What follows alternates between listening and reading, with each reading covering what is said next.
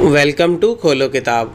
आज हम क्लास 6 की वर्कशीट नंबर 18 करेंगे सामाजिक विज्ञान की, जो 8 सितंबर को आपको दी गई है।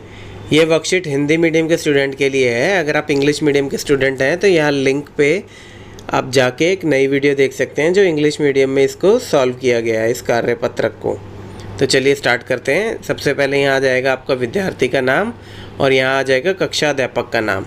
तो ये जो हमारा टॉपिक है ये है उपविषय ग्लोब तथा अक्षांश के पे बताया गया है। अगर आप चैनल पे नए हैं तो इसको सब्सक्राइब कर दें और वीडियो पसंद आने पे लाइक, कमेंट और शेयर करना ना भूलें। पिछले वर्कशीट में आप पढ़ चुके हैं कि हमारी पृथ्वी गोलाकार नहीं है। ये हमने पढ़ा था, गोलाकार नहीं है तो कैसी है। ये जो ध्रुव होते हैं, उत्तरी ध्रुव और दक्षिण ध्रुव, वहाँ से थोड़ी सी चपटी है और मध्य से थोड़ी ज़्यादा उभरी हुई है, मतलब एक तरीके से यहाँ से और यहाँ से दबी हुई है, तो ये यहाँ से उठ जाएगी। तो इसको जियोइड शेप भी बोलते हैं। क्या आप कल्पना कर सकते हैं ये कैसी दिखती है। ग्लोब पृथ्वी का लघु रूप में एक वास्तविक प्रतिरूप है। ग्लोब आपने देखा होगा आपके विज्ञान वाली लैब में भी, वहाँ पे ये ज्योग्राफी वगैरह के उसमें भी दिखाते हैं टीचर, तो उसमें आप देख लो ये बिल्कुल अर्थ का कॉपी होता है, बस छोटा रूप होता है, लघु। अब इसमें क्या क्या देखेंगे, आप देखेंगे कि एक सुई ग्लोब में झुकी हुई अवस्था में स्थित है जिसे अक्ष कहा जाता है। अब ये ग्लोब बिल्कुल सीधा नहीं होता, हल्का सा टिल्टेड होता है। अब ये आपको सुई दिख रही होगी जहाँ ये रेड कलर का डॉट है, इसको देखिए, तो ये थोड़ा सा टिल्टेड है, अक्ष कहा जाता है इसको, एक्सिस बोलते हैं इसको।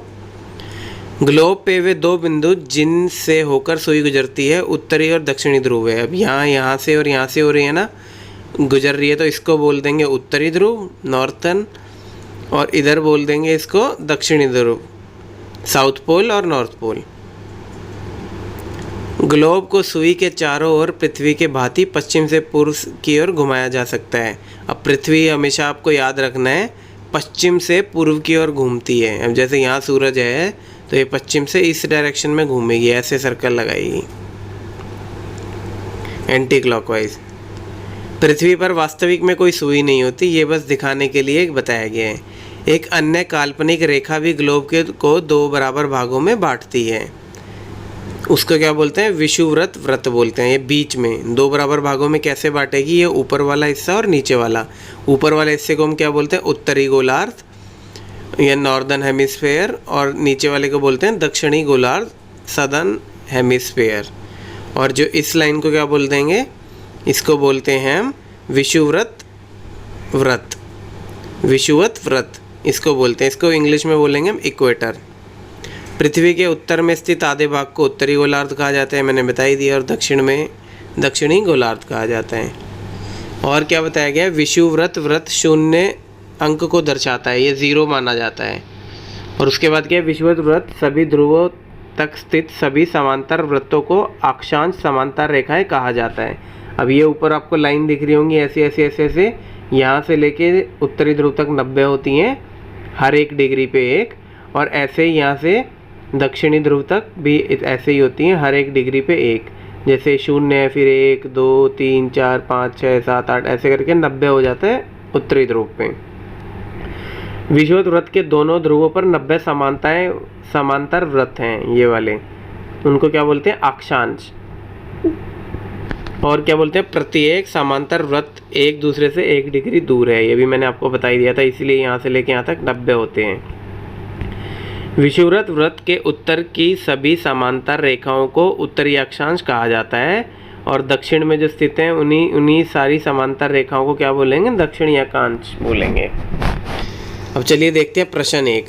प्रश्न 1 क्या है, ग्लोब क्या है। अब ग्लोब हमने भी देखा, ये लघु स्वरूप होता है पृथ्वी का, तो यही हम लिख देंगे, ग्लोब पृथ्वी का लघु रूप में एक वास्तविक प्रतिरूप है। फिर प्रश्न 2 क्या है, विषुववृत्त वृत्त को परिभाषित कीजिए। तो ये हमने देखा था, जो 2 भागों में डिवाइड करता है पृथ्वी को, किन 2 भागों में काटता है विषुववृत्त वृत्त, उत्तरी गोलार्ध और दक्षिणी गोलार्ध। तो ये इसी की परिभाषा लिख देंगे। विषुववृत्त वृत्त एक काल्पनिक रेखा है जो ग्लोब को 2 बराबर भागों में बांटती है, वह 0 अंश को दर्शाती है। अब तीसरा सवाल है, बहुत इंपॉर्टेंट सवाल है, इसमें काफ़ी जगह आपको गलत उत्तर दिया गया होगा। ग्लोब में कुल कितने अक्षांश होते हैं। अब ये देखो यहाँ ऊपर तक होते हैं, अब मोस्टली जो आप सवाल कहीं और देखोगे तो वहाँ आपको दिखेगा कि 180 दिखाएंगे कि कुल 180 अक्षांश हैं, पर ये गलत है। हमारे अक्षांश होते हैं 181। कैसे होते हैं? ये तो विषुववृत्त वृत्त हो गया। अब इसके ऊपर हर डिग्री पे 1 है तो 90 यहाँ हो जाएंगे, इससे उत्तरी ध्रुव तक हो जाएंगे 90, और इससे नीचे कितने हो जाएंगे? इससे नीचे भी 90 हो जाएंगे दक्षिणी ध्रुव तक। तो 90 और 90 तो 180 हो गया। बट ये विषुववृत्त वृत्त को भी, ये भी तो एक अक्षांश ही है। इसको यहाँ बच्चे और जगह जहाँ देखते हैं वो भूल जाएंगे। तो यहाँ कुल होते हैं अपने 181 अक्षांश। तो कितने कैसे हो गए? 90 ऊपर 90 नीचे और एक विषुववृत्त वृत्त खुद हो गया, तो 181 अक्षांश इस तरीके से हो जाए। इसी के साथ हमारी ये वर्कशीट आज की कंप्लीट हुई।